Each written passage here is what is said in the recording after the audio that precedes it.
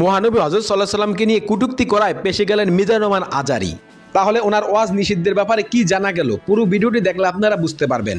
আর কেউ যদি টেনে টেনে দেখেন তাহলে ভিডিও সম্পর্কে কিছুই বুঝতে পারবেন না, পরবর্তীতে আমাকে দায়ী করতে পারবেন না। শুরু করছি মুহাম্মদের নামে, যে ছিল অত্যন্ত নিষ্ঠুর এবং সাইকোপ্যাথ। 25 বছরের বিশ্বনবী বিয়ে করলেন 40 বছরের এক বুড়ি মহিলাকে। বিয়ে করেছেন সাইয়্যিদাতুনা খাদিজাকে, ওনার বয়স ছিল 40। আগে 2 বার তালাক খাইছে, অনেকগুলো বাচ্চা জন্ম দিয়ে প্রৌঢ়া একটা নারী ছিল। তাও এমন যদি হইতো এই মহিলাটার বিয়ে হয় না, ইনট্যাক্ট মহিলা, তাও তো না, ভার্জিন না। কিন্তু টাকা পয়সা ছিল না, জানেন, ছাগল চড়াতো, কাউবয়। কোথাকার কোন 1400 বছর পরে আসা কোন নর্দমার কীট আমার নবী সাল্লাল্লাহু আলাইহি সাল্লামের সহধর্মিণী সম্পর্কে, নবী সাল্লাল্লাহু আলাইহি সাল্লাম সম্পর্কে বাজে মন্তব্য করার দুঃসাহস দেখায়। আমাদের জীবনের চেয়ে আমার নবীকে বেশি মহব্বত করি। তোরা কি জানোস আমার নবীর আঙ্গুল তুলবে, আঙ্গুল ভেঙে যাবে ইনশাআল্লাহ, হাত তুলবে, হাত ভেঙে যাবে ইনশাআল্লাহ। যদি আমার নবীর উপর আক্রমণ করতে চাও, হাজারো লক্ষ মুসলমান শহীদ হয়ে যাবে, কিন্তু নবীকে ইনশাআল্লাহ। আপনি যেই সমস্ত বিষয়গুলো অন্যায় করেছেন, যেমন 1 নবীজিকে 6 প্যাক বলেছেন, 2 নবীজিকে নিরক্ষর বলেছেন, 3 আল্লাহকে আরেকজনের দৃষ্টান্ত বর্ণনা করতে গিয়ে আপনি আবেহালা বলেছেন, 4 মা খাদিজাকে ইনটেক ছিল না, বুড়ি মহিলা, প্রৌঢ়া, 2 বিবাহিতা মহিলা, একদম বুড়ি মহিলা বলে কটাক্ষ করে কথা বলেছেন। আল্লাহ পাক আপনাকে সঠিক বুঝদান করুক।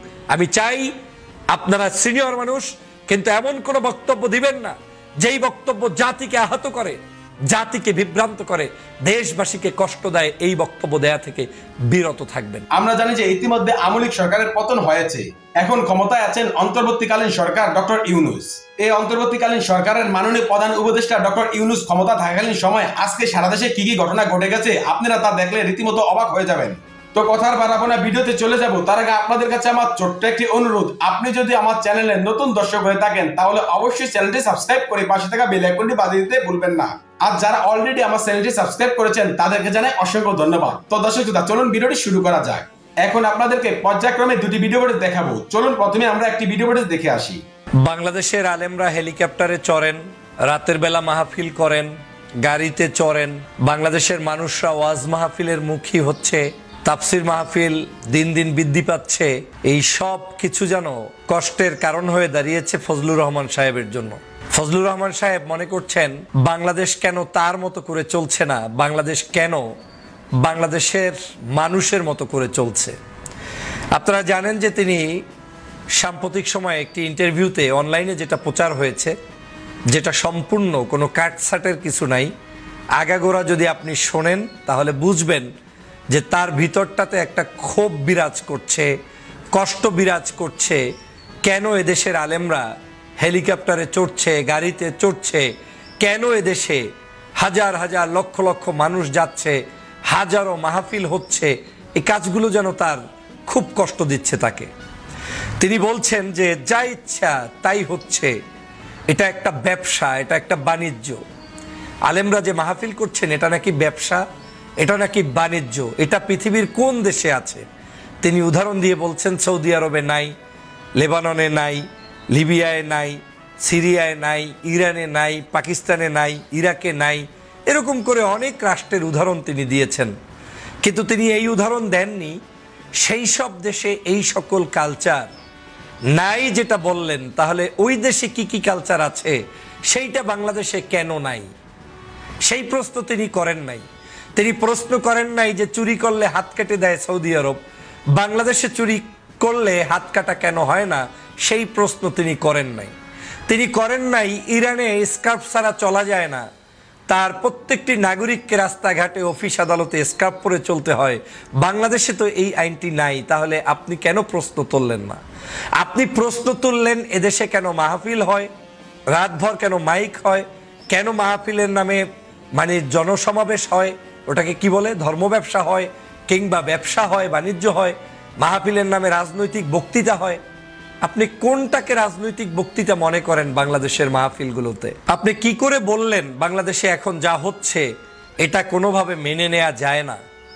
আপনি বলছেন যে বাংলাদেশে বর্তমানে শিক্ষা, সংস্কৃতি, নাটক, যাত্রা, গান, বাউল, মাজার সব শেষ হয়ে যাচ্ছে। কোথায় শেষ হয়েছে আমাকে বলেন তো? বাংলাদেশের কোনো আলেম, কোনো ইসলাম প্রিয় স্কলার, কোনো ধর্মভিত্তিক মানুষরা আজ পর্যন্ত কোনো সিনেমা হলে আঘাত করেছে? আজ পর্যন্ত কোনো বেপর্দা কিংবা যেটাকে ইসলাম ধর্মভিত্তিক যে ধরনের কার্যক্রম পরিচালিত হওয়া উচিত, করা উচিত কিন্তু করে নাই, তার কারণে কোনো নায়ক, নায়িকা, গায়ক, গায়িকা, শিল্পী, সাহিত্যিক, কবি কাউকে এই দেশের কোনো সত্যিকার ধর্মপ্রাণ মানুষরা আক্রান্ত করেছে, তাকে জুলুম করেছে? হয়নি। বাংলাদেশের 53 বছরের ইতিহাস হচ্ছে এদেশের ধর্মপ্রাণ মানুষরা বরং আমাদের তুলনায় যারা রাজনীতি করছি হাজার গুণে, লক্ষ গুণে, কোটি গুণে ভালো, তারা অন্তত পক্ষে এই দেশটাকে শান্ত রাখতে চায়। আজ যদি মসজিদের মেম্বারে দাঁড়িয়ে ইমাম সাহেবরা আজকের জুমার খুতবায় আমার দেশের যুবক তরুণদেরকে উৎসাহ না দিতেন, তাদেরকে শান্ত হতে না বলতেন, কত কোটি পুলিশ নিয়োগ দিয়ে আপনি দেশটাকে শান্ত করতেন বলেন? আমার দেশের নাগরিকরা এমনিই এই তাফসির মাহফিল, ইসলামিক স্কলার কিংবা অন্য ধর্মের মানুষদের বক্তব্যে অনুপ্রাণিত হয়ে শান্ত থাকে। যদি সেটা না থাকতো তাহলে আজকের আপনার এই বাংলাদেশে কোনো গভর্নমেন্ট ভালো করে পরিচালনা করতে পারতো না। আজকে দেওয়া উচিত তাদেরকে স্বর্ণপদক, আজকে দেওয়া উচিত তাদেরকে সম্মান। আজকের এই কওমি মাদ্রাসাগুলো আজকে না থাকলে কত লক্ষ শিশু প্রতি বছর শিক্ষা থেকে বঞ্চিত হতো, যাদেরকে সরকারি স্কুল, কলেজ, মাদ্রাসায় ভালোভাবে পড়ানোর মতো কোটা আপনার কাছে নাই। তাহলে তারা সেই কাজটি করছে। তাফসির মাহফিলগুলো হচ্ছে, এখন এই তাফসির মাহফিলগুলো দেখে আপনি কষ্ট পান কেন? বাংলাদেশের নাটক, সিনেমা, গান, মঞ্চ, বাদ্যযন্ত্র থেকে যদি যুব সমাজ নিজ দায়িত্বে কোনো মাহফিল করে, তাফসির মাহফিল করে, লক্ষ লক্ষ লোকগুলো যদি আলেমের সেই ওয়াজে যায়, তাহলে আপনার আমার জ্বলার কারণটা কি? এটা তো তার নৈতিক অধিকার, এটা তো তার ব্যক্তিগত স্বাধীনতা। একজন ব্যক্তি গানের মঞ্চে যাওয়াও যেমন স্বাধীনতা, একজন ব্যক্তি তাফসির মাহফিলে আসাও তার স্বাধীনতা। আজকের কোথায় দেখেছেন? বাংলাদেশে তো আজহারি সাহেবের মাহফিল হয়, শায়েখ আহমদুল্লাহ সাহেবের মাহফিল হয়, পীর মাশায়েখদের মাহফিল হয়। কোন মাহফিলে বিরিয়ানি দিয়ে, খিচুড়ি দিয়ে, গাড়ি দিয়ে, বাড়ি দিয়ে, টাকা দিয়ে, লোভ দিয়ে, পদপদবি দিয়ে মানুষকে নেওয়া হয়েছে? প্রমাণ দেখাতে পারবেন? একটাও নাই। তাহলে আলেমদের মাহফিল নিয়ে আপনার শরীরের মধ্যে জ্বলার কারণটা কি? আপনি বলছেন কি চায় এরা? এরা চায় বাংলাদেশকে গঠন করতে, এরা চায় দেশের নাগরিক হিসেবে দেশে অবদান রাখতে, এরা চায় আপনারা যে সকল অন্যায়, অত্যাচার, জুলুম, নির্যাতন করবেন তার প্রতিবাদ করতে। তাহলে আপনি তাকে নিয়ে কথা বলার কোন সাহসে অধিকার রাখলেন? তারা কি বাংলাদেশের নাগরিক নয়? দুনিয়ার সমস্ত কালচার শেষ হয়ে যাচ্ছে আপনার ভাষ্য অনুযায়ী। বাংলাদেশে দুনিয়ার সমস্ত কালচার কি শেষ হয়েছে বলেন? কালচার হচ্ছে ওই দেশের সভ্যতা, ওই দেশের মানুষের যে দৈনন্দিন জীবন ব্যবস্থা, তার যে কর্ম, তার যে ধর্ম, তার যে সামাজিক চর্চা, তার যে জীবন বিধান, এটার উপর ভিত্তি করেই একটা সভ্যতা, কালচার প্রতিষ্ঠিত হয়। তো আমার দেশের সভ্যতা হচ্ছে ঘরে ঘরে আওয়াজ হচ্ছে, কলেমার দাওয়াত হচ্ছে, নামাজ হচ্ছে, আপনার মসজিদ হচ্ছে, মাহফিল হচ্ছে, কিংবা হিন্দু ভাইদের পূজা পার্বণ হচ্ছে। দোষের কি আছে এখানে? তো তারা সেটা করবে না? আপনার পৃথিবীর কোথাও নাই যে জিনিসটা আপনি বললেন সেই জিনিসটা এই দেশে কেউ কি আমদানি করেছে, না এই দেশ থেকে উৎপাদন হয়েছে? যদি এই দেশ থেকেই উৎপত্তি হয়, সেটা তো আমার দেশের সংস্কৃতি, আমার দেশের কালচার। তো আমার দেশের সংস্কৃতি যদি গানও হতে পারে, তাহলে আমার দেশের সংস্কৃতি একটি তাফসির মাহফিলও হতে হবে বা হচ্ছে, এবং জনগণকে তো চাপ সৃষ্টি করা হচ্ছে না। তাহলে আপনি কেন তাদের বিরুদ্ধে কুৎসা গাবেন যেটা আওয়ামী লীগ গাইতো? এর কারণ আছে। কারণ বাই বর্ণ আওয়ামী লীগরা কোনো দিনই আওয়ামী লীগের চরিত্র থেকে বিচ্ছিন্ন হতে পারে না। তারা যেখানেই যাবে সেখানে ওই বঙ্গবন্ধুর প্রশংসা, আওয়ামী লীগের প্রশংসা। আওয়ামী লীগ হারিয়ে যাবে না, আওয়ামী লীগ আবার ফেরত আসবে। আপনিই বলছেন ফজলুর রহমান সাহেব, সে কারণেই বলছি আপনি আওয়ামী লীগ থেকে ভিন্ন দলে এসেও আওয়ামী লীগকে ভুলতে পারেন নাই। আওয়ামী লীগের চরিত্র হচ্ছে এদেশের মানুষ স্বাধীনভাবে কথা বলবে না, তাফসির মাহফিলে 144 দ্বারা জারি করবে, আর আপনিও বলে দিচ্ছেন একই উপায়ে এই আলেমদের বিরুদ্ধে কথা। তার মানে মানুষ এখন চিন্তা করবে আপনার কারণে, আপনার বক্তব্য অনুযায়ী। যদিও আপনার বক্তব্য বিএনপি কিংবা বিরোধী মতের অনেক রাজনৈতিক সংগঠন লালন করে না, এটাই আমার বিশ্বাস, কিন্তু আপনাদের মতো লোকেরা বক্তব্য দিলে সাধারণ মানুষদের কাছে ভিন্ন মেসেজ যায়, ভুল মেসেজ যায়। আপনার কাছে তথ্য থাকা দরকার বাংলাদেশে কত লক্ষ মাদ্রাসা, কত লক্ষ মসজিদ, কত লক্ষ ইমাম, কত লক্ষ কারি, কত লক্ষ ইসলামিক স্কলার, কত লক্ষ ধর্মপ্রাণ মানুষ রয়েছে। তাদেরকে আঘাত করে কথা বলা আপনার জন্য কোনো অবস্থায় সমীচীন নয়। কিন্তু আমার মনে হচ্ছে আপনি এই কাজটা শুরু করেছেন কারো এজেন্ট হিসাবে, না হয় নিজের ভুলে, অতিরিক্ত বয়স হওয়ার কারণে মনে করতে পারেন অনেক কিছুই জীবনে অর্জন করতে হয়তো সময় মতো পাননি, তাই এখন ক্ষোভে স্তব্ধ হয়ে এখন এই ধরনের কথা বলছেন। এই কথা বলে আপনার আমার দলের কোনো ভোট বৃদ্ধি নয়, বরং আমরা আমাদের পায়ে কুড়াল মারছি। আর যদি এই কথার বাহিরে আওয়ামী লীগ যা করেছে তার বিরুদ্ধে গিয়ে জাতির প্রশ্নে ঐক্যবদ্ধ করতে পারতাম, জাতিকে সত্য মেসেজ দিতে পারতাম, সেটা আপনাকে আমাকে সম্মানিত করত, দেশবাসীকে উদ্বুদ্ধ করত এবং বিশ্বস্ততার জায়গায় দেশবাসীকে নিয়ে যেতে পারত। কিন্তু আজকের প্রতিটা মুহূর্ত এই বক্তব্যগুলো দিয়ে বাংলাদেশটাকে শেষ করে দেওয়া হচ্ছে। আজকের আপনি বলছেন শিক্ষা, সংস্কৃতি, নাটক, যাত্রা, গান, বাউল, মাজার শেষ। কোথায় শেষ হয়েছে? কোথায় শেষ হয়েছে বলেন? মাওলানা মৌলবীরা গাড়িতে চললে আপনি কষ্ট পান কেন? বিমানে চললে আপনি কষ্ট পান কেন? হেলিকপ্টারে চললে আপনি কষ্ট পান কেন? এই দেশের আলেমরা কি হেলিকপ্টারে চড়ার অধিকার নাই? আপনি আওয়ামী লীগের কিংবা আমাদের বিভিন্ন রাজনৈতিক দলের নেতাকর্মীদেরকে কি বেগমপাড়া দেখেন নাই? বিদেশে বাড়ি গাড়ি দেখেন নাই? অর্থনৈতিক অবস্থা দেখেন নাই? তাহলে এই দেশের আলেমদেরকে খোঁচাচ্ছেন কেন? আলেমদের মধ্যে একজন আলেমের নাম বলেন যে আপনার মতো আমার মতো ভিভিআইপি গাড়ি ব্যবহার করছে কিংবা তার বিদেশে অট্টালিকা বানিয়েছে, অর্থনৈতিকভাবে তার এমন সমৃদ্ধি করেছে যে টাকা পয়সা এদেশ থেকে চুরি করে নিয়েছে, প্রমাণ দেখান। এখন যদি এদেশের একজন আলেমকে কেউ ভালোবেসে হেলিকপ্টারে না, তার চেয়েও যদি যন্ত্রে বড় কোনো বাহন থাকে তাতে যদি কেউ নিয়ে যায়, তাতে আপনার আমার কষ্ট পাওয়ার কারণটা কি? আপনাকে আমাকে কেন ডাকে না সেটা অনুভব করুন।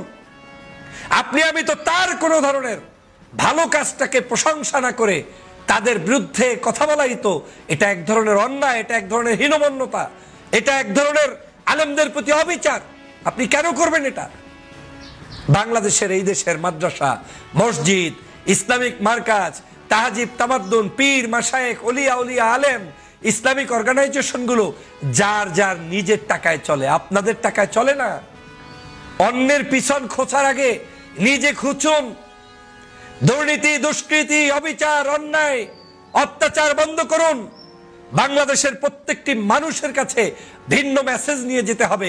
আলেমদের বিরুদ্ধে কথা বলে সেই মেসেজ দিয়ে বাংলার মানুষের মন জয় করতে পারবেন না। প্রিয় ফজলুর রহমান সাহেব, আজকের আপনাকে নিয়ে আমি লাইভও করেছি, সাউন্ড ক্লিয়ার না আসায় ভিডিও দিতে বাধ্য হয়েছি।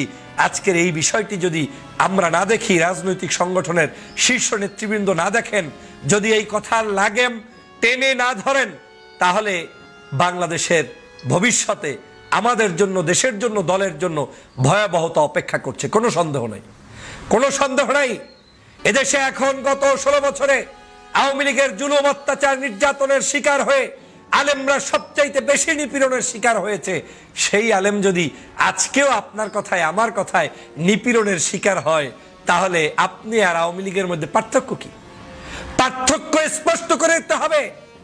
পার্থক্য স্পষ্ট করার জন্য আলেমদের তাফসীর মাহফিলের স্টেজগুলো আপনার মতো আমার মতো লোকদের দখলে থাকতে হবে, তাদের পাশে গিয়ে বসতে হবে। তারা আপনার চোখের সামনে আপনার বিরুদ্ধে কথা বললে আপনি সেটা মেনে নিয়ে আসতে হবে, কারণ কোরআন হাদিস দিয়ে কথা বলবে। ভয় পাওয়ার কি আছে? ওটাকে আপনি রাজনৈতিক ট্যাগ লাগানো, ওটাকে আপনি দূরে ঠেলে রাখা, এই মানসিকতা পরিহার না করলে ভয়াবহতা ছাড়া ভালো কিছু অপেক্ষা মোটেও করবে না। দেশ পরিবর্তন হয়ে গিয়েছে। এদেশে একটা সময় হুজুররা, ইসলাম প্রিয় নাগরিকরা নারায়ে তাকবীরের স্লোগান দিত, আর এখন স্কুল কলেজের শিক্ষার্থীরা কলেমার পতাকা পরে ঘুরছে, তাকবীরের ধ্বনি দিচ্ছে। যখন শেখ হাসিনা সংসদে নারায়ে তাকবীর স্লোগান দেওয়া নিষিদ্ধ করে, তখন এদেশের ছাত্ররা, ছাত্রীরা রাস্তায় মিছিল করে। রাজাকার নিয়ে শেখ হাসিনা বক্তব্য দিতে গিয়ে সমস্ত হাসিনার মসনদ নরবরে হয়ে ধ্বংস হয়ে গিয়েছে। সেখান থেকে আমাদের শিক্ষা অর্জন করা ছাড়া আর কোনো কিছু নাই। লাখের পর লাখ টাকা নিতেছে। টাকাটা কি আপনি দিতেছেন? আলেমরা টাকা নিচ্ছে। কে দিচ্ছে? আপনি দিচ্ছেন? আলেমদের টাকা দেখলে আপনার এত ভয় লাগে কেন? অথচ এই দেশে 16 বছরে এবং এর আগেও বিভিন্ন সময় হাজার হাজার কোটি টাকা লোপাট হয়েছে। প্রতিবাদ করতে পারছেন? কয়জন চোরকে ধরতে পেরেছেন? কয়জন চোরের বিরুদ্ধে কথা বলতে পেরেছেন? শুধু শুধু আলেমদের পিছনে কথা বলার কোনো যৌক্তিকতা আছে বলে আমার কাছে মনে হয় না। এবং এই ধরনের কুৎসা কিংবা খোঁচা দিয়ে কথা বলার মধ্য দিয়ে দলকে যেমন ক্ষতিগ্রস্ত করবেন, দেশবাসীকেও আপনারা ক্ষতিগ্রস্ত করবেন। এবং আমি মনে করি এটা কোনোভাবে সম্ভব নয়, এটা কোনোভাবে ঠিক হয় না। যা ইচ্ছা তাই করছে বলছেন, কি ইচ্ছা তাই করছে বলেন? জনগণ না চাইলে কি কিছু করা সম্ভব? মাহফিল হচ্ছে আপনার জায়গায়, দরবার মাদ্রাসা মসজিদ প্রতিষ্ঠিত হচ্ছে আপনার বাবার জায়গায়, তাহলে যা ইচ্ছা তাই মানে কি বুঝাতে চাচ্ছেন? তারা তো এটা করার জন্যই দেশে জন্মগ্রহণ করেছে, তাকে তা করতে দেন, আপনি আপনারটা করুন। এদেশে কারো কোনো সভ্যতা কালচার বন্ধ হবে না। এদেশে আপনি যেটা চান বলেছেন, নজরুল গীতি, অমুক গীতি, রবীন্দ্রনাথ, নাটক, গান, সিনেমা চলে না কেন? সবই তো চলে, সবই চলে। এখন যদি কেউ গতকালকে নাটক দেখতে গিয়ে আজকে যদি সে তাফসির মাহফিলে যায়, সেটা তো তার কাছে খোঁজ নেন, তিনি কেন যাচ্ছে। গতকালকের এইখানে সিনেমা হয়েছে, আগামী বছর কেউ যদি তাফসির মাহফিল করে সেটা তো তার ব্যাপার। আপনি তাকে বরং এইটা নিষিদ্ধ করা মানে আপনি তার অধিকারকে হরণ করছেন। একটা সমস্যা কি জানেন? বাংলাদেশে যা কিছু হয় ওই খোঁচাখুচি করতে গিয়ে ইসলামের বিরুদ্ধে, ধর্মের বিরুদ্ধে খোঁচাখুচিটা সবার খুব আরাম লাগে, আর কারো কোনো খোঁচাখুচি লাগে না। উচিত ছিল শেখ হাসিনা, শেখ পরিবার, আওয়ামী লীগের খোঁচাখুচি করা এবং আপনাদের মধ্যে আমাদের মধ্যে যে ত্রুটি আছে সেটাকে সংশোধন করা। কিন্তু সেই ত্রুটি সংশোধন না করে আমরা আছি তাদেরকে নিয়ে ব্যস্ত। কোনোভাবেই এটা সঠিক নয় প্রিয় বন্ধু। আজকের সে কারণে বলছি, বাংলাদেশের অবশ্যই কোনো অপসংস্কৃতি কিংবা অন্যায়ভাবে কিছু হলে সেটার প্রতিবাদ করতে পারেন। যেমন বাংলাদেশের মাহফিলগুলোতে রাতের বেলা মাইক, এটা নিয়ে শায়েখ আহমদুল্লাহ স্ট্যাটাস দিয়েছে, আজহারি সাহেব স্ট্যাটাস দিয়েছে, বলেছেন যে মাইকের সংখ্যা সীমিত করে শুধু মানুষদেরকে শোনানোর জন্য। ভালো প্রস্তাব, সেটা ভিন্ন জিনিস, কিন্তু সেগুলো সুন্দর পদ্ধতিতে সংস্কার হবে হচ্ছে। কিন্তু আপনার জ্বলন্তি হেলিকপ্টারে, আপনার জ্বলন্তি মাহফিলে, আপনার জ্বলন্তি আলেমোলামায়, আপনার জ্বলন্তি কেন নাটক সিনেমা চলছে না? আরে নাটক সিনেমা চলছে, কেন মিথ্যাচার করছেন? আপনার জ্বলন্তি হচ্ছে তাফসির মাহফিলে, এটার জন্যই প্রতিবাদ করতে এসেছি। এই জ্বলন্তি নিয়ে চললে বাংলার জনগণের ভালোবাসা তো দূরের কথা, নিকৃষ্ট দালালে রূপান্তরিত হতে হবে। আর আপনি হয়তো এই শেষ বয়সে এসে কারো না কারো দালাল হিসাবে আসছেন কিনা আমি জানি না। আল্লাহ পাক আপনাকে সঠিক বুঝদান করুক। আমি চাই আপনারা সিনিয়র মানুষ, কিন্তু এমন কোনো বক্তব্য দিবেন না যেই বক্তব্য জাতিকে আহত করে, জাতিকে বিভ্রান্ত করে। তো আশা করছি আপনারা পুরো ভিডিওটি মনোযোগ সহকারে দেখেছেন এবং এখানে কি বলা হয়েছে তাও বুঝতে পেরেছেন। এ বিষয়ে নিয়ে যদি আপনাদের কোনো মতামত থাকে তাহলে অবশ্যই তা কমেন্ট করে জানাতে পারেন। এখন চলুন আমরা আরো একটি ভিডিও দেখে আসি। আমি বলছিলাম না, এগুলো বলবেন না কিছু। আমি পরামর্শ শুরু কথা বলি। আমার এখানে ফ্রেন্ড আছে যারা আমাকে ঘৃণা করে, তাদেরকে নিয়ে ভাবার টাইম আমার নাই। যারা আমাকে ভালোবাসে তাদেরকে নিয়ে আমি ব্যস্ত থাকি। তো সেই ভালোবাসার মানুষগুলোর আমি আজকে এখান থেকে একটা পরামর্শ দিতে চাই। আপনারা পাবলিক কখনো কোনো আলেমদের বিরুদ্ধে ফেসবুকে বাজে কমেন্টস করবেন না। আপনার ধর্ম সম্পর্কে আরো জানতে হবে। যদি আলেমদেরকে কিছু বলতে হয় আলেমরাই বলবে। এই জন্য আমি একজন নগণ্য খাদেম হিসেবে বলতে চাই, মিজানুর রহমান আজহারি হইল আমার ছোট ভাইয়ের ক্লাসমেট। এই জন্য আমি তার তুমি করে পরামর্শমূলক কথা বলি। অনেকে বলবেন যে উনি এত বড় ডিগ্রিধারী। আরে বাবা, মানলাম ইয়ারহাম সাগীরানা ওয়া আলামি আকির কাবীরানা ফালাইসা মিন্না। বড়দেরকে সম্মান করতে হবে, ছোটদেরকে মায়া করতে হবে। ওই মায়া করি বলতেছি মিজানকে, যেহেতু আমার বয়সে ছোট, আমি তো শাসন করার অধিকার রাখি। কথা বলেন ঠিক কিনা বলেন? সন্তান ম্যাজিস্ট্রেট হলে বাপের কাছে সন্তান ম্যাজিস্ট্রেট না, বড় ভাই ম্যাজিস্ট্রেট, ছোট ভাই ম্যাজিস্ট্রেট হলে বড় ভাইয়ের কাছে ছোট ভাই ম্যাজিস্ট্রেট না। এটা ভাই ভাইয়ের সম্পর্ক। তবে একটা কথা বলি, একটা বক্তা মাঠে তৈরি হইতে 30 বছর সময় লাগে। মিজানুর রহমান সাহেব উনি পড়াশোনা বাহির থেকে করে আসছে, ওনার কি সময় লাগছে না? টাকা খরচ হয়েছে না? মেধা কাজে লাগছে না? আমি চাই আপনার এই সম্মানটা আপনি ধরে রাখেন। আপনি যে এত জ্ঞানী হওয়া সত্ত্বেও আপনার কথা যদি সহজে পাবলিক পর্যন্ত ভুল ধরে ফেলে, তাহলে তো আপনার জ্ঞানের মূল্য থাকবে না রে ভাই। আপনি একবার মা খাদিজাতুল কুবরাকে নিয়ে কটূক্তি করছেন, আপনাকে যেতে জাতি এটা আশা করে না যে আপনি ভুল করবেন আবার আইসা 2 দিন পরে ক্ষমা চাইবেন, এটা জাতি আশা করে না। কথা বোঝেন নাই? তো এই জন্য আপনাকে কথা বলতে একটু সাবধানে কথা বলতে হবে। আমি চাই আপনার মতন লোক আমাদের প্রয়োজন। আপনি যেই সমস্ত বিষয়গুলো অন্যায় করেছেন, যেমন 1 নবীজিকে 6 প্যাক বলেছেন, 2 নবীজিকে নিরক্ষর বলেছেন, 3 আল্লাহকে আরেকজনের দৃষ্টান্ত বর্ণনা করতে গিয়ে আপনি আবেহালা বলেছেন, 4 মা খাদিজাকে ইনটেক ছিল না, বুড়ি মহিলা, প্রৌঢ়া, 2 বিবাহিতা মহিলা, একদম বুড়ি মহিলা বলে কটাক্ষ করে কথা বলেছেন, 5 আপনি মৌলা আলীকে মদ খেয়ে মাতাল হয়ে নামাজ পড়াইছে বলেছেন, 6 আপনি উমর রাদিয়াল্লাহু তাআলা আনহুকে আপনি মদের রাজা বলেছেন, 7 আপনি বলেছেন মেয়েরা মুখ খুলে হাত খুলে যেতে পারবে, কিন্তু আপনি ভাঙ্গেন নাই, প্রয়োজনে যেতে পারবে, আপনি উন্মুক্ত বক্তব্য দিয়েছেন। আপনি কিন্তু বলেছেন কি জানেন, আপনি বলেছেন যে মহিলা এবং পুরুষ মেয়েরা হাতের কবজি খুলে এবং মুখ খুলে যেতে পারবে, কিন্তু আমরাও জানি যেতে পারবে, আমরা জানি না? এই মুখ খুলে যেতে পারবে আমরা জানি না? মুখ খুলতে পারবে মেয়েরা, আমার মায়েরা প্রয়োজনে খুলতে পারবে, যে সেটা তো আমরাও জানি। কিন্তু আপনি ডাইরেক্ট বলবেন যে বিনা কারণে যেতে পারবেন। আপনি পরে ভাঙছেন, পরে ভাঙ্গে দিছেন, কিন্তু পরে কিন্তু এটা ভাঙছেন যে আমি তো মেয়েরা পর্দার পক্ষেই কথা বলছি। আপনি যেটা বলবেন বা বলবেন আপনি জানেন, এটা আমরাও জানি। আপনি যে পরে ভাঙ্গে দিয়েছেন এটা আমরা খুশি হয়েছি, কিন্তু আমরা চাই কিছু রুখসত, শরীয়তের কিছু রুখসত মাসআলা আছে, এইগুলো ঢালাও ভাবে আমরা এজেন্ডায় না আনি। আমরা ডাইরেক্টই বলবো পর্দা, নামাজ যেমন ফরজ পর্দা তেমন ফরজ, নামাজ যেমন ফরজ পর্দা তেমন ফরজ। পর্দার উপর গুরুত্ব রেখে আমরা কথা বলবো। যেখানে হালকা সার আছে সময়ের সাপেক্ষে, এটা ওই সময়ের ব্যাপার, আমরা ঢালাওভাবে না বলি। দেখেন আজকে এত বড় সাহস পাইল কোথায় বাংলাদেশের মেয়েরা, আমি হিজাবি লেডিস, আমি হিজাবি লেডিস, এইরকম মুখ খুললা মেয়েরা পর্যন্ত গান পর্যন্ত বাইর করছে। এই সমস্ত আমরা যদি প্রয়োজনে খোলা রাখতে পারে বলবো, কিন্তু সময়টাকে আমরা অত্যন্ত ওই সময়ের জন্য রেখে দিব, ঢালাওভাবে আমরা বলবো না। আমিও জানি যে আপনি জানেন পর্দা করা ফরজ, আপনি এর পক্ষে।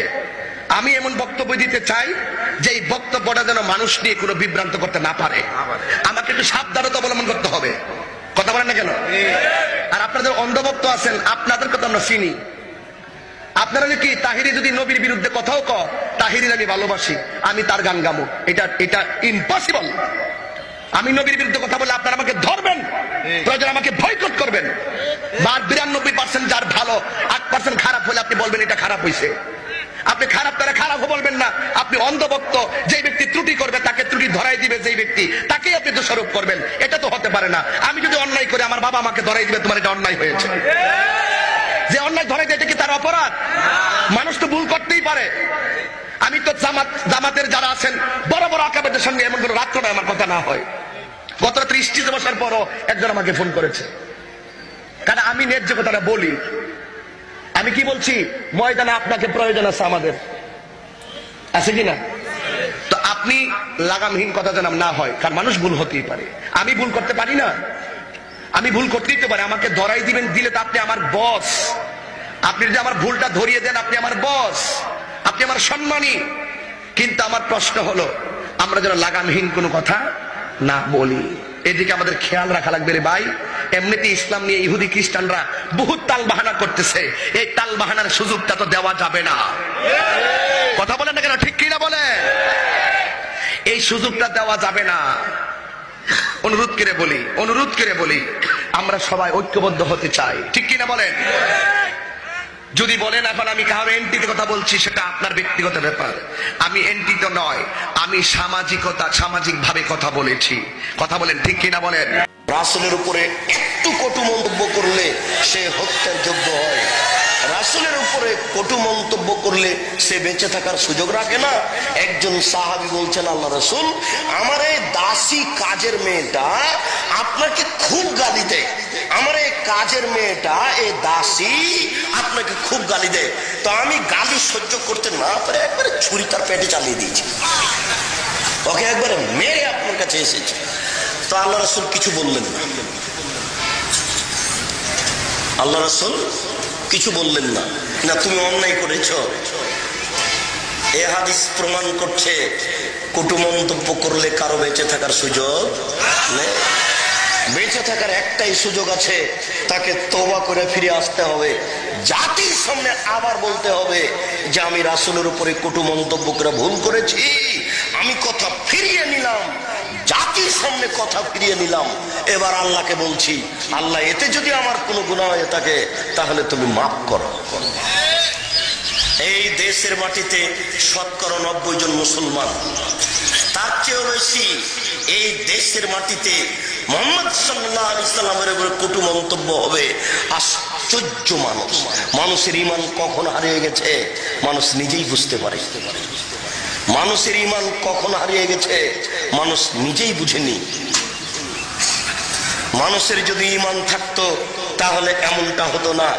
শুনুন, শিপন শাড়ি পরে, লম্বা ব্লাউজ পরে, লম্বা হাতের ব্লাউজ পরে দেশে দেশে ঘুরেন।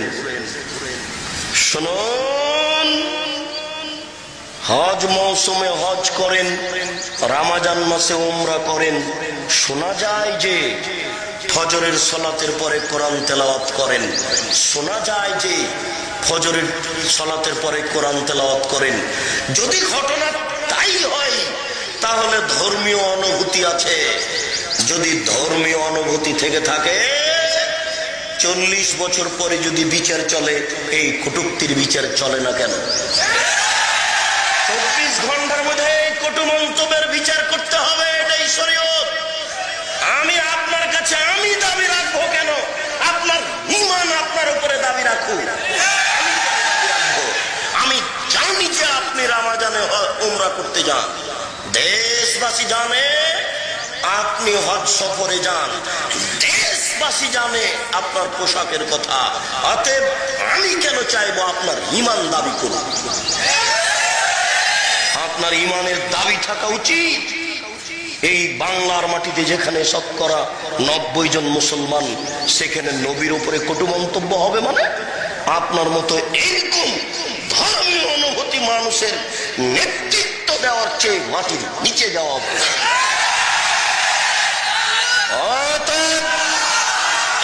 এই দেশে যারা সামাজিক ভাবে দায়িত্ব পালন করছেন এই গতিনীতির সাথে মিল দিয়ে, তাদেরকেও বলছি আপনার নবী শুধু আমার একার নয়। অতএব আপনিও সামাজিক ভাবে যারা এই গতিনীতির সাথে জড়িয়ে আছেন তারাও দাবি করেন রাসূলের উপরে কেন কটু মন্তব্য করা হবে। যারা জাতীয় মসজিদে খুতবা দেন তাদের এই কঠোর দাবি কোথায়?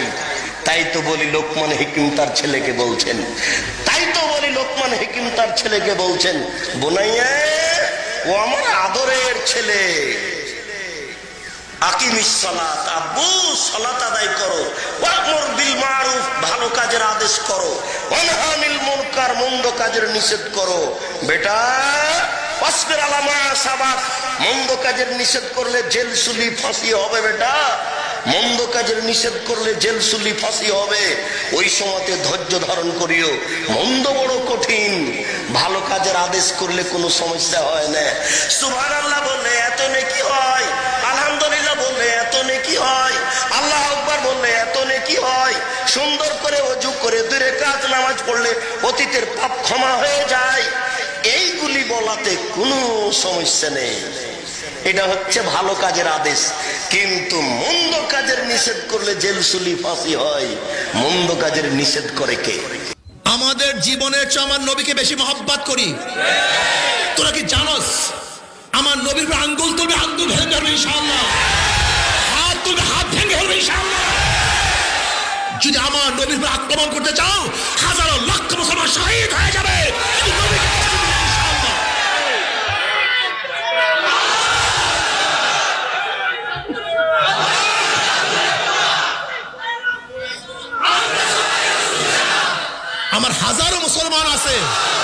আমার হাজারো মুসলমান আছে হয়তো নামাজ ঠিক মতো পড়ে না, রোজা রাখে না, ঠিক মতো দিন পালন করে না, তাদের চেহারার মধ্যে হয়তো বা দাড়ি নাই, টুপি নাই, সুন্নতি জামা নাই, কিন্তু তাদের অন্তরের মধ্যে আমার নবীর এইভাবে মহব্বত আছে।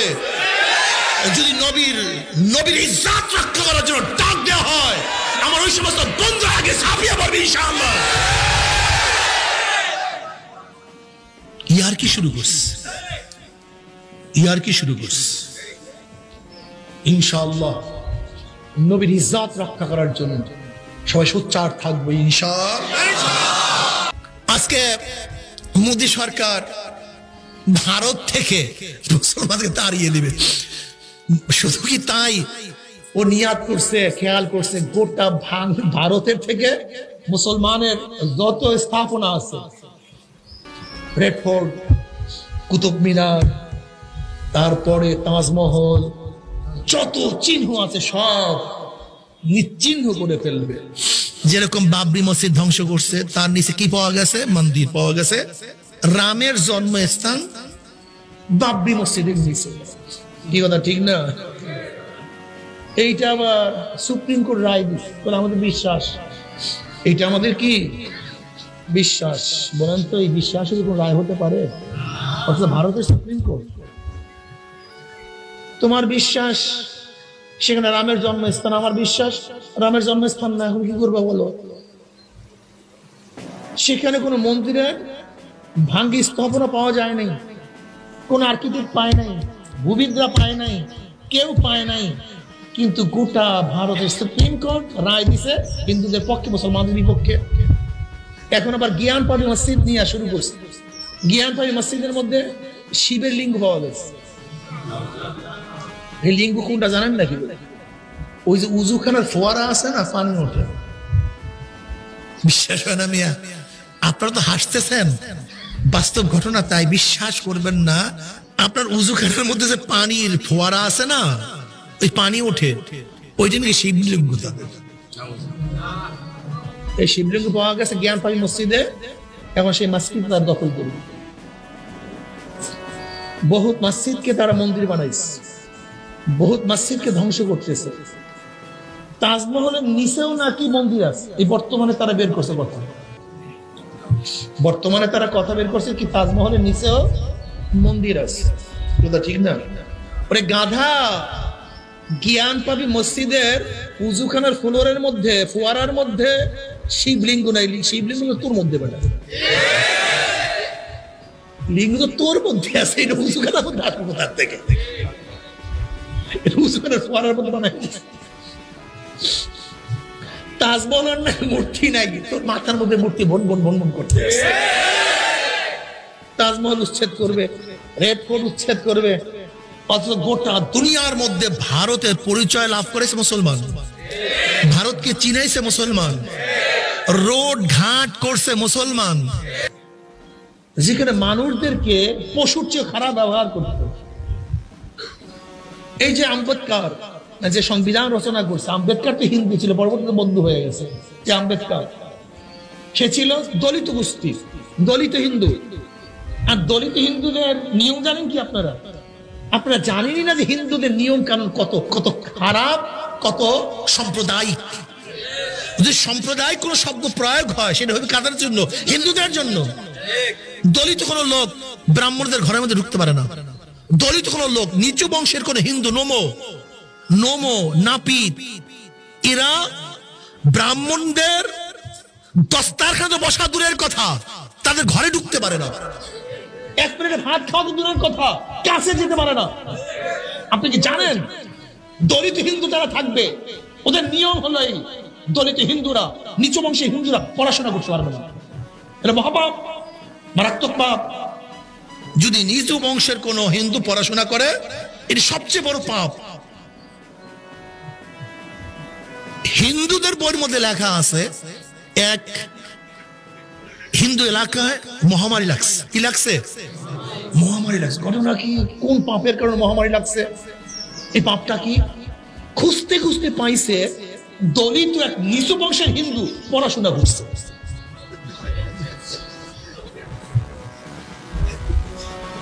এখন কি করছে? এই পাপ মোচন করবে কিভাবে? হ্যাঁ, এই পাপ মোচন করবে কিভাবে? এই পাপের প্রাচিত্য কিভাবে হবে? হ্যাঁ, পাপের প্রাচিত্য একটা জিনিসই আছে। রাম নিজে এই পাপের প্রাচিত্য দেওয়ার জন্য তাকে হত্যা করছে। এছাড়া পাপের প্রাচিত্য হবে না।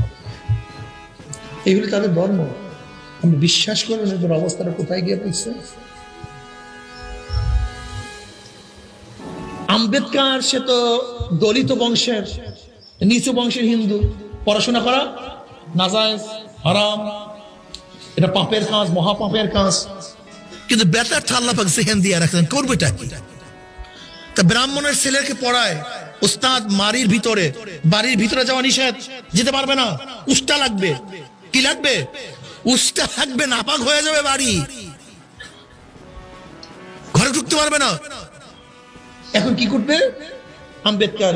ওই বাড়ির পিছনে তার সীমানার বাহিরে বসে পড়াশোনা করছে।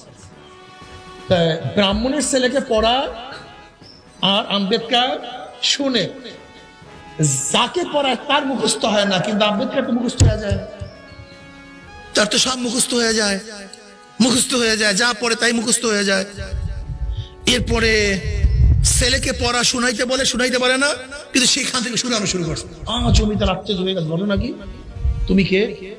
বলে আমি তো অমুক দলিত বংশের অমুকের ছেলে, নাপিতের বা ওই মেতুরের বা মুচি এদের ছেলে। এখন কি করবে? তার ঘরে তো নেওয়া যাবে না, উষ্টা লাগবে। এরপর তাদের ধর্মীয় ভাবে তাকে অনেক জিনিস দিয়ে পাক পবিত্র কইরা টইরা তার ছেলের কাছে তার নেওয়ার অবস্থা করছে। সে পরবর্তীতে ভারতের সংবিধান রচনা করছে। এই দলিত হিন্দুদেরকে তারা এই অবস্থা নিয়ে পৌঁছায়।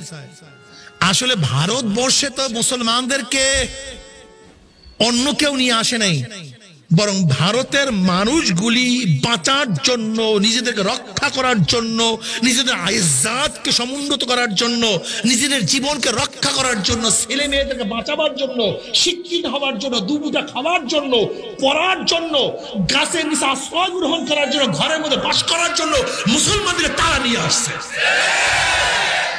বাঁচতে চাই, খেতে চাই, পড়তে চাই, শিক্ষিত হতে চাই, মর্যাদা নিয়ে থাকতে চাই। এর জন্য মুসলমান শাসকদেরকে হিন্দুরা নিয়ে আসছে। আজকে একটি বিষয়ের উপরে কিছু কথা বলতে চাই, তা হলো এই দুনিয়াতে মানব ইতিহাসের বহু বড় বড় রাজা, মহারাজা, ক্ষমতাধর, অনেক বড় বড় প্রতিপত্তির মালিকরা দুনিয়াতে ছিল কি ছিল না বলেন? সেই মানুষগুলো দুনিয়া থেকে চলে গেছেন। তাদের নাম, প্রশংসা, তাদের গুণকীর্তন, তাদের গুণগ্রাহী, তাদের ভক্ত, তাদের অনুসারী শত শত হাজার হাজার বছর পরেও পৃথিবীতে থাকে, বুঝাইতে পারি নাই। মনে করেন পৃথিবীর ইতিহাসের আজ থেকে 2000-3000 বছর আগে যারা রাজা ছিল না, শাসক ছিল, ক্ষমতাধর ছিল, ছিল না তখন? এরকম 10 জন রাজার নাম বলতে পারবেন আপনারা?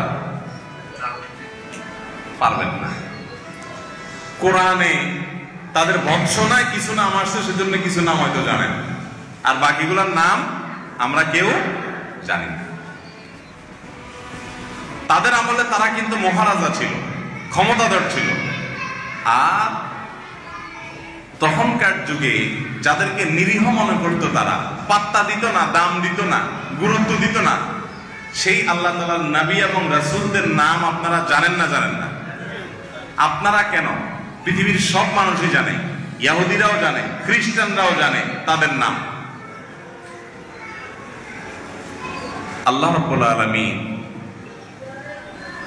পৃথিবীর ইতিহাসে প্রকৃত রাজত্বের মুকুট সে মানুষগুলোর মাথায় তুলে দিয়েছেন, যারা আল্লাহর খাঁটি বান্দা ছিলেন, গোলাম ছিলেন, আর যাদের মধ্যে বন্দিগি ছিল না, আল্লাহর দাসত্বকে যারা গ্রহণ করে নাই, তারা অনেক ক্ষমতাধর, অনেক প্রতিপত্তির মালিক হওয়া সত্ত্বেও পৃথিবীতে তাদের দাপট, তাদের ক্ষমতা, এগুলো তো গেছেই, সাথে সাথে তারাও কালের গর্ভে বিলীন হয়ে গেছে, হারিয়ে গেছে। তাদেরকে আল্লাহ তাআলা এই পৃথিবীতে টিকিয়ে রাখেন নাই, তারা মরে গেছে। আর যারা আল্লাহর গোলামি করেছে, আল্লাহর প্রিয় বান্দা, আল্লাহর নবী রাসূল, তারা মরেও অমর ছিলেন, অমর আছেন এবং কিয়ামত পর্যন্ত থাকবেন ইনশাআল্লাহ। ইব্রাহিম আলাইহিস সালামের যুগের শাসকের নাম প্রসঙ্গত আসছে, সেজন্য আমরা জানি। কিন্তু কোরআনে বহু নবী রাসূলের নাম আল্লাহ তাআলা উল্লেখ করেছেন, যেমন নূহ আলাইহিস সালামের কথা যদি বলি, তারপর আমরা যদি সালেহ আলাইহিস সালামের কথা যদি বলি, তারপরে আপনার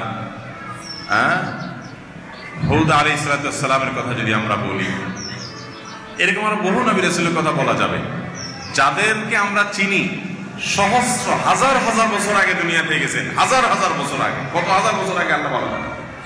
কিন্তু তাদের আমলের কোন শাসক, কোন নেতা, কোন ক্ষমতাধর রাজা, তাদের কারোর নাম আমরা জানি। এখান থেকে একটা বার্তা পাওয়া যায়, সে বার্তা হলো, যে ব্যক্তি আল্লাহর দাসত্বকে কবুল করে, দাসত্বকে মেনে নেয়, দাসত্বকে গ্রহণ করে নেয়, আল্লাহ তাআলা পৃথিবীতে তাকেই টিকিয়ে রাখে, বাকিদেরকে আল্লাহ তাআলা টিকিয়ে রাখেন না, এগুলো ক্ষণস্থায়ী থাকে। তো এই প্রসঙ্গটি এই জন্য উঠালাম যে কয়দিন পর পরই আপনারা দেখেন মুসলমানদেরকে কিছু মানুষ খোঁচা দেয়, মুসলমানদেরকে কিছু মানুষ খোঁচা দেয়, খোঁচা দিয়ে তারা মুসলমানদের ইমানে যে চেতনা সেটাকে জাগিয়ে তোলে। আমি বলি আমাদের উপকার করে, ক্ষতি করে না। এক দৃষ্টিকোণ থেকে আমাদের এটাতে উপকার হয়, সে হয়তো ক্ষতির উদ্দেশ্যে করে, কিন্তু হয় আমাদের উপকার। নবী করিম সাল্লাল্লাহু আলাইহি সাল্লামকে নিয়ে যখন কটূক্তি করে, বাজে মন্তব্য করে, নোংরা ভাষায় তার ব্যাপারে যখন কোনো মন্তব্য তারা করে, তার কোনো ব্যঙ্গচিত্র যখন অঙ্কন করে, তখন আমাদের মনে আঘাত হয়। নবী সাল্লাল্লাহু আলাইহি সাল্লামের প্রতি আমাদের দায়িত্ববোধটা জাগ্রত হয়, ঈমানি চেতনা আমাদের মধ্যে শানিত হয়। নবী করিম সাল্লাল্লাহু আলাইহি সাল্লামকে আমরা ভুলে বসে আছি, সেটা আমাদের স্মরণ হয়, যার কারণে এর ফলশ্রুতিতে আমরা নবী করিম সাল্লাল্লাহু আলাইহি সাল্লামের প্রতি ভালোবাসা নিয়ে আলোচনা শুনি, আলোচনা করি, তার বৈশিষ্ট্যের কথা জানি, তার মর্যাদার কথা জানি, তার প্রতি আমাদের যে কর্তব্য আছে সেই কর্তব্যটা কিছুটা হলেও করার জন্য আমরা নড়ে চড়ে বসি। এটাতে আমাদের লাভ আছে না নাই? মনে রাখবেন, যারা নবী করিম সাল্লাল্লাহু আলাইহি সাল্লামের জীবদ্দশায় তার আলোকে, আল্লাহর আলোকে নিভিয়ে দিতে চেয়েছে, কিয়ামত পর্যন্ত তারা সেই চেষ্টা বিভিন্নভাবে অব্যাহত রাখবে, কিন্তু এগুলো কখনো নিভানো যাবে। এটা যত ফু দিবে আগুনের মতো সেটা তত ছড়াবে। আগুনে ফু দিলে, ফু দিয়ে বেশিরভাগ ক্ষেত্রে আপনি যখন বাতাস দিবেন তখন এটা আশেপাশের অন্যান্য জায়গায় আরো ছড়াবে, ঠিক না ঠিক? মুসলমানকে নবী করিম সাল্লাল্লাহু আলাইহি সাল্লামের ব্যাপারে কটু মন্তব্য করে, খারাপ কথা বলে, খোঁচা দিয়ে মুসলমানকে, তার ঈমানকে আরো শানিত করবে, নবী সাল্লাল্লাহু আলাইহি সাল্লামের আলোচনা আরো বাড়বে। এর আগে ফ্রান্স থেকে যখন নবী করিম সাল্লাল্লাহু আলাইহি সাল্লামের ব্যাপারে অবমাননাকর কর্মকাণ্ড সেখানে করা হয়েছে, প্রতিবাদে আমাদের দেশে আসন্না ফাউন্ডেশনে, আমরা আসন্না ফাউন্ডেশনের তরফ থেকে 40-50 হাজার মানুষকে নিয়ে বিশাল বড় সিরাত কম্পিটিশন আয়োজন করেছি। মানুষ নবী সাল্লাল্লাহু আলাইহি সাল্লামের জীবনী পড়েছে, পৃথিবীর বিভিন্ন দেশে, আমাদের দেশে অনেক ভাইরা সিরাতের বই বিতরণ করেছে ফ্রি, অমুসলিমদেরকে দিয়েছে। এক উসিলা নবী করিম সাল্লাল্লাহু আলাইহি সাল্লামকে মানুষ জানার সুযোগ পেয়েছে। এরা আমাদের নবীজিকে গালি দিলে, আমার নবীজিকে নিয়ে খারাপ কথা বললে আমাদের ঈমান দুর্বল হয়ে যাবে না আরো শক্ত হবে ইনশাআল্লাহ? আমাদের নবীর প্রতি ভালোবাসা কমে যাবে না আরো বাড়বে ইনশাআল্লাহ? এই দুষ্টগুলো যদি জানতো তাহলে এই কাজটা দ্বিতীয়বার আর করতো। এটা করে তাদের মিশনে তারা সফল হওয়ার কোন পথ কোনদিনই কিয়ামত পর্যন্ত তারা পাবে, কোন সন্দেহ আছে? নবী করিম সাল্লাল্লাহু আলাইহি সাল্লামকে কেউ যদি গালি দেয়, একটা মানুষ নামাজও হয়তো ভালো করে পড়ে না, কিন্তু সাথে সাথে তার অন্তরে নবী সাল্লাল্লাহু আলাইহি সাল্লামের প্রতি যে ভালোবাসা আছে, সে ভালোবাসার কারণে ব্যথা অনুভব করে, করে কি করে না? আল্লাহু আকবার। 1400 বছর আগে, 1450 প্রায় বছর আগে দুনিয়া থেকে চলে যাওয়া একটা মানুষের জন্য 1450 বছর পর তাকে একটা গালি দিলে, কটু কথা বললে আমাদের অন্তরের ভিতরে আঘাত লাগে। এর নাম ইমান। এর নাম কি রে ভাই? এরকম একটা ঘটনা বাইর করেন তো। 1400 আগে, 200 বছর আগে রাজত্ব করেছে এই বাংলায়, 300 বছর আগে রাজত্ব করেছে এই ভারতবর্ষে, 400 বছর 500 বছর আগে রাজত্ব করেছে এই পৃথিবীতে। এরকম দুইজন রাজার নাম বলেন তো, যেই রাজার 14 গোষ্ঠী ধরে গালিগালাজ করলে লক্ষ লক্ষ লক্ষ কোটি কোটি মানুষের অন্তরে আঘাত লাগে। নাম বলতে পারবেন? আমি বুঝাতে পারি নাই? দুনিয়াতে যত রাজা বাদশা ছিল, ক্ষমতাধর ছিল, যারা নবীদেরকে, রাসূলদেরকে, তাদের অনুসারীদেরকে মানুষ মনে করতো না, সেই ক্ষমতাধর রাজারা, মহারাজারা, তাদেরকে গালি দেওয়ার মানুষও তো নেই। কি বলেন? গালি দেওয়ার জন্য তো আলোচনায় থাকতে হয়, তারপর না সমালোচনা। আলোচনাই তো নেই, কে তাদেরকে সমালোচনা করবে?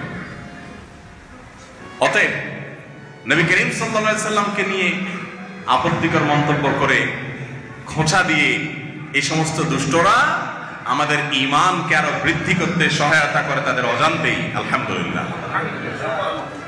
ভাইরা আমার, আল্লাহ রাব্বুল আলামিন নবী করিম সাল্লাল্লাহু আলাইহি সাল্লামকে কিছু বৈশিষ্ট্য দিয়েছেন।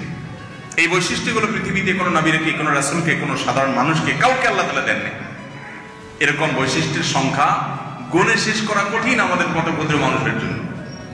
অগণিত বৈশিষ্ট্য আল্লাহ তাআলা তাকে দিয়ে রেখেছেন। মা বিহিল ইমতিয়াজ, যেটা দিয়ে অন্যদের থেকে তাকে পরখ করা যায়, আলাদা করা যায়, পৃথক করা যায়, এরকম বহু বিষয় আল্লাহ তাআলা তাকে দিয়ে রেখেছেন। 15টা বৈশিষ্ট্যের কথা সংক্ষেপে শেয়ার করতে চাই। নাম্বার 1, তার জীবদ্দশায় তার শত্রুরা বহু চেষ্টা করেছে তার কিছু দোষ, কিছু খারাপ দিক বের করার জন্য। শুধু কোরআন হাদিস নয়, ইসলামের শত্রুরা, মুসলমানদের প্রতি বিদ্বেষ যারা লালন করে, তারাও আজও পর্যন্ত এরকম একটি ঘটনা বাহির করতে পারেনি বা পারবেও না ইনশাআল্লাহ, যে নবী করিম সাল্লাল্লাহু আলাইহি সাল্লামের শত্রুতা যারা করত, মক্কার মুশরিকরা অথবা মদিনার ইহুদিরা কিংবা যাযাবরেরা, বেদুইনেরা, তারা কেউ নবী করিম সাল্লাল্লাহু আলাইহি সাল্লামের চরিত্রে কালিমা দেওয়ার মতো কোনো কিছু খুঁজে পেয়েছে, এরকম কোনো ঘটনা আপনাদের জানা আছে? কোন ইসলাম বিদ্বেষীরাও পারে নাই। কয়দিন পরপরই আমাদের দেশীয় বলেন, ভিন্ন দেশীয় বলেন, ইসলাম এবং মুসলমানদের দুশমনরা নবী সাল্লাল্লাহু আলাইহি সাল্লামের সহধর্মিণী আয়েশা রাদিয়াল্লাহু তাআলা আনহাকে তিনি বিয়ে করেছেন কেন অল্প বয়সে, সেটা নিয়ে আপত্তি তোলে। আয়েশা রাদিয়াল্লাহু তাআলা আনহার প্রতি তার যদি কোনো অবিচার হতো, জুলুম হতো, আলিয়াজ বিল্লাহ, তিনি তার থেকে বহুত বালাতান, অনেক ঊর্ধ্বে। তাহলে সে যুগের মক্কার মুশরিকরা, মদিনার কাফেররা সবার আগে তার দিকে আঙ্গুল তোলার সুযোগ পাইতো, ঠিক না বেঠিক? তারা কেউ কোনো কিছু বলার সুযোগ পায় নাই। কোথাকার কোন 1400 বছর পরে আসা কোন নর্দমার কীট আমার নবী সাল্লাল্লাহু আলাইহি সাল্লামের সহধর্মিণী সম্পর্কে, নবী সাল্লাল্লাহু আলাইহি সাল্লাম সম্পর্কে বাজে মন্তব্য করার দুঃসাহস দেখায়। এটার যদি আপনি একেবারে কিতাবী সমালোচনায় আসেন, তাহলে তো এই কথা আসে যে মক্কার এবং মদিনার তখনকার যারা তার শত্রু ছিল, তার বিদ্বেষী ছিল, তার প্রতিপক্ষ ছিল, তাদের কারোর সাহস হয়নি এখানে কালিমা বসানোর কোনো আপত্তি তারা তুলেছে, এমন কোনো সুযোগ তারা পেয়েছে, এমন কোনো ঘটনা পাওয়া যায় না। তোমরা কি এই ঘটনা নিয়ে অনেক বিস্তারিত আলোচনা পর্যালোচনা আমার উদ্দেশ্য না। আমার উদ্দেশ্য হলো তার প্রথম বৈশিষ্ট্যটা উল্লেখ করা, যে তার শত্রু যারা ছিল তখন, তারাও চেষ্টা করে তার কোনো দোষ, কোনো খুঁত, কোনো দুর্নাম, কোনো খারাপ কিছু খুঁজে তারা বের করতে পারে নাই। একটা ঘটনা শুধু বলি সংক্ষেপে। একবার নবী করিম সাল্লাল্লাহু আলাইহি সাল্লামের সাহাবায়ে কেরাম যখন হিজরত করে গেলেন ইথিওপিয়ায়, সেখানকার শাসক যখন তাদেরকে ডেকে আনলেন রাজদরবারে, সেখানে মক্কার মুশরিকদের তরফ থেকে আবু সুফিয়ান, তাকেও ডেকে আনা হলো। আবু সুফিয়ানকে অনেকগুলো প্রশ্ন করেছে সে শাসক। সে প্রশ্নগুলোর উত্তরে সবগুলাই নবী সাল্লাল্লাহু আলাইহি সাল্লামের পক্ষে গেছে। যেমন একটা প্রশ্ন ছিল, উনি কি আত্মীয় স্বজনের প্রতি সদাচরণ করে? তো সে তো না করতে পারেনি, হ্যাঁ করে। ওনার ব্যাপারে যত প্রশ্ন করছে সবগুলাই ওনার পক্ষে গেছে, কারণ বিপক্ষে কিছু বলার সুযোগ নেই, উপস্থিত সাক্ষী আছে, মক্কার মানুষও আছে সেখানে। আবু সুফিয়ান শেষ পর্যন্ত বলতে বাধ্য হয়েছেন, উনি পরবর্তীতে ইসলাম গ্রহণ করেছেন রাদিয়াল্লাহু আনহু, কিন্তু উনি ওই সময়কার অবস্থানের আলোকে তিনি তখন বলতে বাধ্য হয়েছেন যে একটা প্রশ্নের উত্তরে আমি একটু কোন রকম একটু জায়গা নেওয়ার চেষ্টা করেছি, তাও পুরোপুরি পারেন নাই। সেটা কি? যে তিনি তোমাদের সাথে ওয়াদা করলে রক্ষা করেন কিনা। তখন বলেছিল যে একটা ওয়াদা অঙ্গীকার আমাদের সাথে হয়েছে, এখন এটার কি হবে সময়ে বলে দিবে, কিন্তু অতীতে হয়েছে এরকম কোনো কিছু বলার সুযোগ তারা পায় নাই। আল্লাহু আকবার। এ হলেন আমার নবী, আপনার নবী। আল্লাহ তাআলা যাকে গোটা বিশ্বের মানুষের জন্য নির্বাচন করেছেন, আল্লাহ তাআলা পাঠিয়েছেন যাকে নবী করে রাসূল করে, তার দুশমনরাও তার কোনো দোষ ভুল আয়েব খুঁজে বের করতে পারে নাই। তো আশা করছি আপনারা এই ভিডিও ফুটেজটি মনোযোগ সহকারে দেখেছেন এবং এখানেও কি বলা হয়েছে তাও বুঝতে পেরেছেন। এ বিষয়ে নিয়ে যদি আপনাদের কোনো মতামত থাকে তাহলে অবশ্যই তা কমেন্ট করে জানাতে পারেন। ভিডিওটি এ পর্যন্তই, দেখা হচ্ছে পরবর্তী ভিডিওতে। সে পর্যন্ত সবাই ভালো থাকবেন, সুস্থ থাকবেন। আল্লাহ হাফেজ।